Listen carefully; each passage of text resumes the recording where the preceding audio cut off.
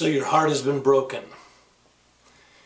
The dream that you had for this wonderful relationship has come crashing in, and yet you're in deep. Your life is intertwined with this man who has so many wonderful traits and yet so many destructive traits.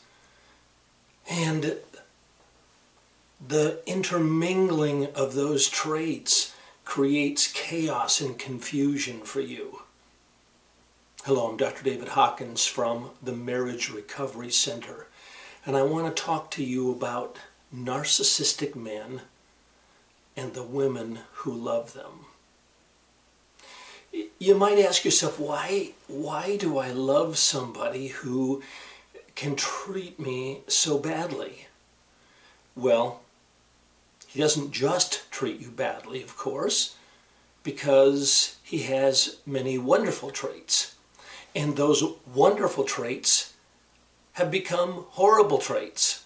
They're two sides of the same coin. Let me illustrate. So his confidence, something that you fell in love with, has become arrogance, which you really don't like. His charm becomes self-centeredness. Again, something very attractive to you becomes very noxious. His ability to communicate, his sharing becomes argumentation. And that's really tough to take. His assertiveness, and he will say he's just being assertive, he's just telling you the truth. His assertiveness becomes rigidity, and there's no place for you in this equation.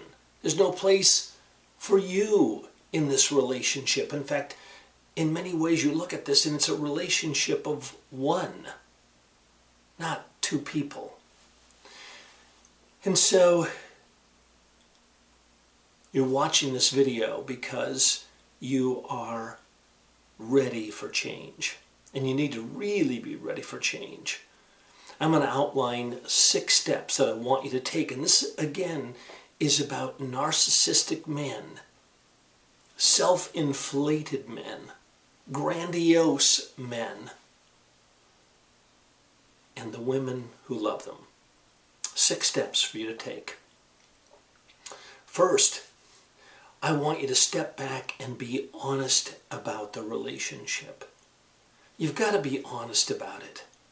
You know, you need to sit down and you need to do a ledger, an inventory. A fearless inventory, I like to call it. Where you really look at the relationship. What are the pros? What are the cons? What's the good? What's the bad? What's the ugly?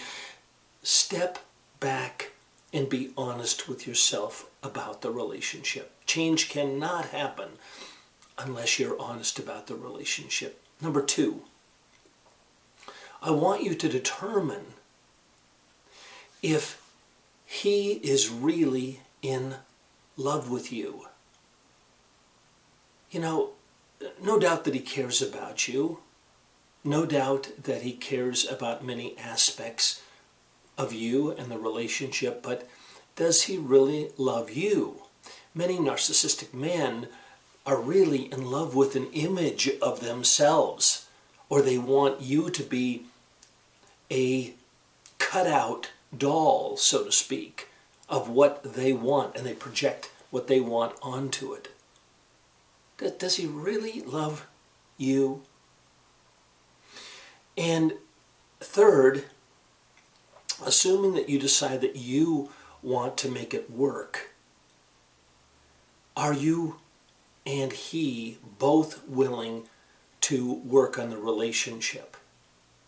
Now, you need to understand that working on the relationship is work. It's hard work. So assuming that he really loves you and assuming that you decide you really love him, Is he willing to do the work necessary to heal the relationship and to heal himself? Because there's dysfunctionality in this relationship. There's dysfunctionality in his personality. Number 4, assuming he's willing to come to couples counseling, and that is a great venue, by the way, for change. Is he really willing to change? So it's one thing to come to counseling. It's another thing to submit yourself to the counseling process. You find a really good clinician, really good, by the way, really experienced, need to probably have some letters after their name. They've got some good education, good training, and they know how to do this thing called marriage counseling, and they know about narcissistic character patterns. Is he willing to really change? And by the way, number 5, trust that time will tell. Trust that time will tell. You will know in time if he is willing to submit himself to the counseling process. You will know whether he's willing to listen to your feedback. You will know whether he's willing to empathize with you and validate your point of view. If he doesn't grow in those areas of empathizing with you, validating your point of view, seeking to understand you, what you're about and who you are, and valuing you, that this is a relationship of 2 people, not one and a mirror, time will tell.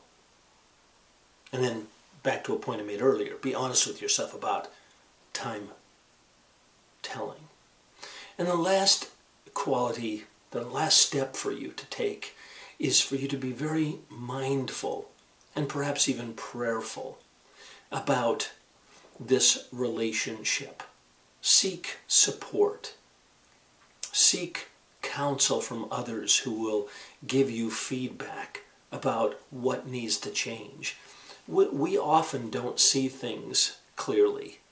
We have our own agendas, we have our own blind spots, and so you need to have trusted, supportive friends, counselor, pastor, someone who you allow to speak into your life and who will give you feedback about this whole thing, about, is this a narcissistic personality disorder? Are these simply narcissistic traits? What is it going to take to change them? And is he up for that task? And are you up for that task? So, again, be honest with yourself about the problem. Insist on change. Have healthy boundaries about that. And be willing to tell yourself the truth.